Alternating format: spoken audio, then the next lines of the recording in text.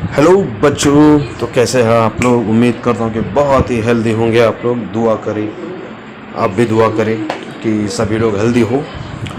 चलिए, तो आज हम अपने काम को, अपने इस जज्बे को आगे बढ़ाते हैं और हम प्रिंसिपल ऑफ मैनेजमेंट के लास्ट एपिसोड कह सकता हूँ मैं एपिसोड इन लास्ट पार्ट 4 में हम इस पूरे प्रिंसिपल को ख़त्म कर देंगे। और मैंने ये बार बार कहा है कि प्रिंसिपल बहुत ही इंपॉर्टेंट है, तो keep entire focus on this concepts.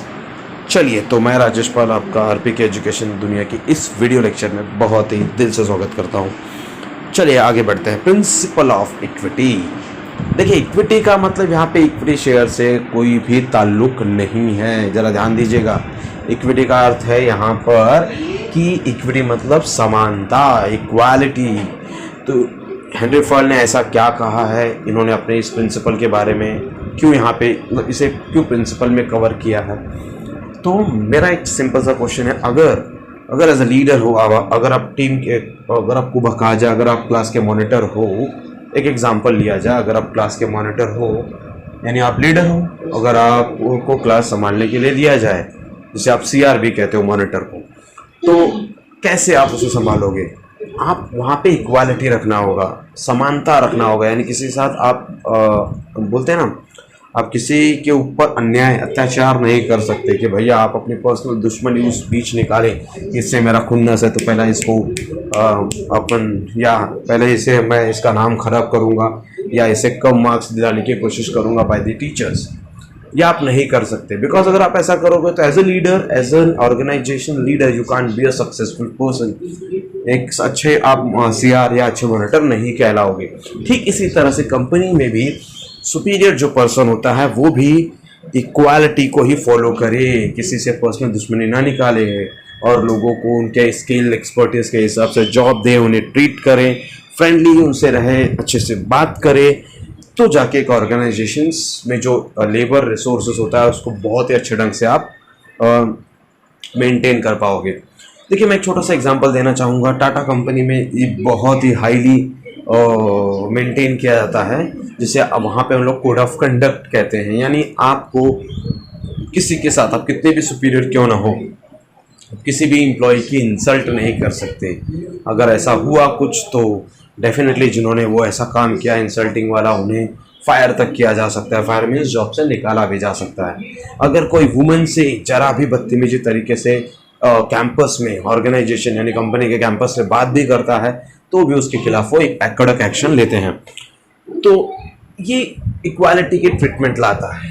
तो चलिए देखते हैं प्रिंसिपल्स ऑफ इक्विटी में क्या कहा गया है। Management should be fair as well as friendly to the subordinates. मतलब फेयर होना चाहिए इन सबॉर्डिनेट्स के साथ फ्रेंडली रिलेशंस, समझ रहे हैं ना? while dividing the work, delegating the authorities, deciding the monetary terms etc. मतलब चाहे पैसे की बात हो, काम देना हो, पावर देना हो, तो इक्वालिटी रखिए। एक पोजीशन वाले को बराबर का पावर दीजिए। किसी के साथ पर्सनली किसी के साथ ज़्यादा पावर या किसी के साथ दुश्मनी ना निकालिए। There should not be any discrimination between the employees. ऐसा कहा गया है कि किसी के साथ डिस्क्रिमिनेशन यानी भेदभाव ना हो। It is also suggested that the remuneration should not be depend on the department but at the level on which subordinates are working. Department में नहीं, जैसे जैसे पोस्ट पर वर्कर काम कर रहे हैं, सबऑर्डिनेट्स काम कर रहे हैं, उनको उनके हिसाब से ही पेमेंट दिया जाना चाहिए। चलिए हम आगे बढ़ते हैं। Principle of stability of tenure, इसको कैसे कहा जाए? देखिए, यहाँ पे टेनर मतलब पीरियड हो गया। यहाँ पे अगर टेन्योर मतलब अगर आपको मैं लिख दूं तो बहुत बेहतर हो जाएगा, सो दैट आपको भी समझने में आसानी होगी। लेट्स सी, यहाँ पे पीरियड,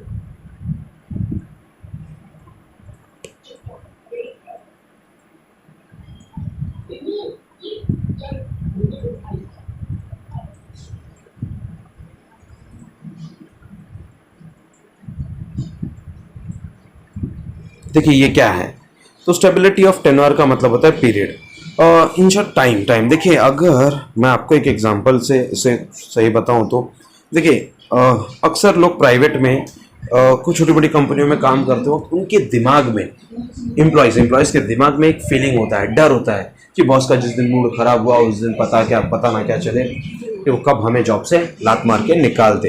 ये एक सबसे बड़ा डर होता है एम्प्लॉयज़ के मन में। इसीलिए जब बॉस आम को आम कहता है तो आम को अगर इमली कहता है तो हमें मजबूरन बॉस के हाँ में हाँ मिलाते हुए आम को इमली ही कहना पड़ता है, बिकॉज हमें डर होता है कि वो जॉब से निकाल देगा। We can't oppose to our boss.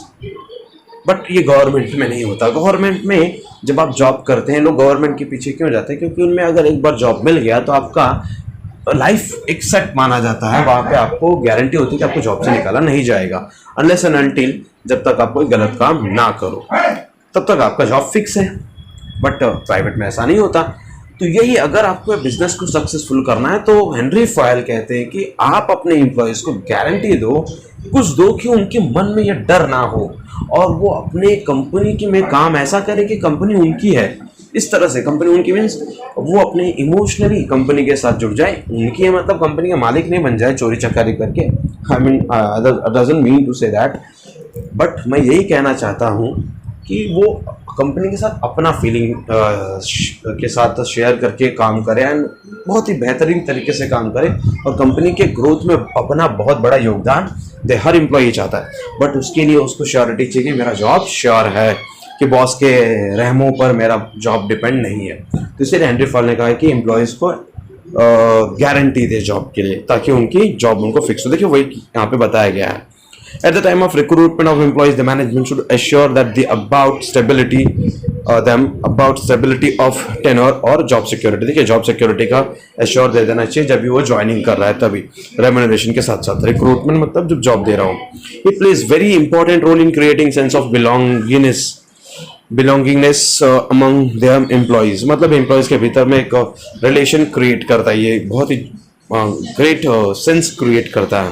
Insecurity of job always affect the efficiency of employees adversely, whereas job security minimizes employees turnover ratio। यानी अगर जहाँ पे भी इनसिक्योरिटी होगा, ऐसे केस पर, ऐसे जगह पर हमेशा उनके मन में एक एडवर्स इफेक्ट होता है, जिसका असर कहीं ना कहीं काम पर, उनके जॉब पर ज़रूर होता है।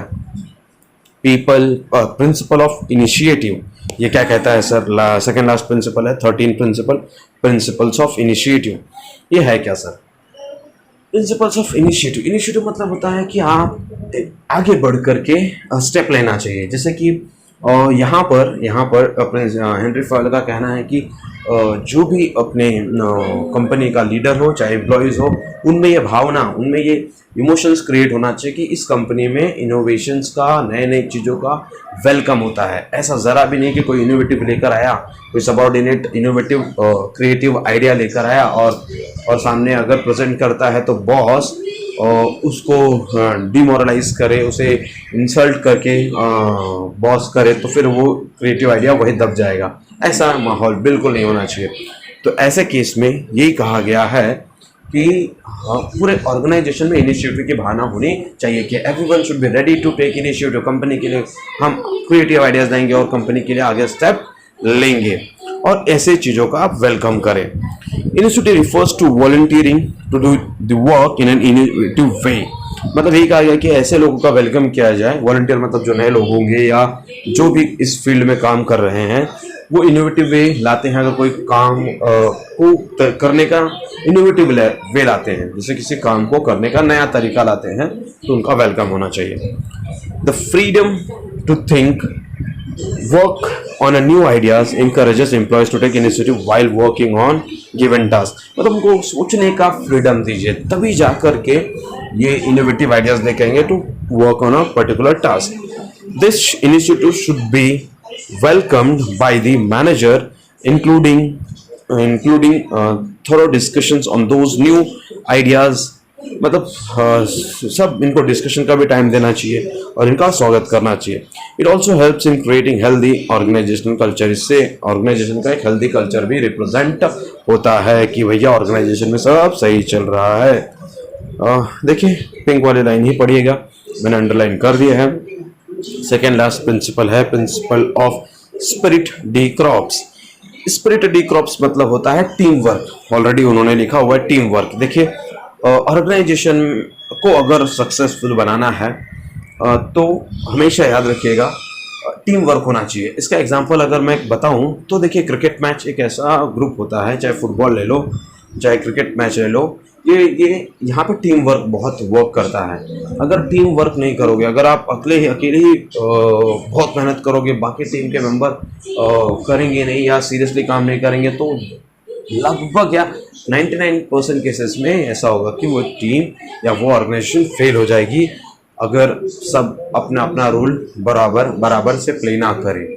ये टेनिस का गेम जैसा नहीं है, फुटबॉल और क्रिकेट टेनिस जैसे नहीं है, बैडमिंटन जैसे नहीं कि आप खुद का एफर्ट लगाइए तो आप आगे बढ़ जाओगे, नहीं। क्रिकेट टीम वर्क है, फुटबॉल टीम वर्क है, हर एक लोगों को अपना अपना रोल प्ले करना चाहिए, इसीलिए टीम वर्क बहुत ज़रूरी है ऑर्गेनाइजेशन में भी। और ऑर्गेनाइजेशन भी एक टीम वर्क है, अकेला चेयरमैन सब कुछ नहीं कर सकता, और सभी एम्प्लॉयज़ छोटे से लेकर के बड़े लोगों को लेकर के सभी लोग को अपना अपना रोल प्ले करना होगा।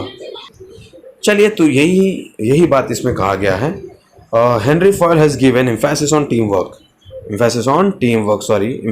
teamwork. Spirit de corps means union is strength. देखिए यहाँ पे लिखा है कि एकता में ही ताकत है। Spirit de corps. Running any organization is a group activity, and human resources are the valuable asset of the organization. मतलब ऑर्गेनाइजेशन को चलाना एक ग्रुप एक्टिविटी है, और उसमें सबसे ज़्यादा रोल किसका होता है? Human resources. वो उनके मेन असेट्स, उनके मेन ग्रुप है, मेन लोग है उसमें। If all the employees are working as a union and with a mutual trust, the difficulties can be solved quickly. मतलब ये कहा गया कि अगर सब लोग ग्रुप से सॉल्व करेंगे, मेहनत करके ग्रुप बना के टीम वर्क के साथ काम करेंगे, तो जो भी डिफ़िकल्टीज़ होगा उसे बहुत ही क्विकली उसे सॉल्व कर पाएंगे। मैं जानता हूँ कि मैंने एफ़र्ट्स बहुत देने की कोशिश की, बट कुछ प्रॉब्लम्स छूट ही जाते हैं, कुछ इश्यूज़ रह ही जाते हैं। उसके लिए मैं दिल से क्षमा चाहूँगा। उम्मीद करूँगा कि आप इस वीडियोज़ को ज़्यादा से ज़्यादा शेयर करेंगे, एंड जो भी आपको सजेशन देना है प्लीज़ दीजिए, मैं उसमें बहुत ही चेंजेस लाने की कोशिश करूँगा। Thank you for bearing me, thank you for watching this, thank you very much, God bless you, enjoy.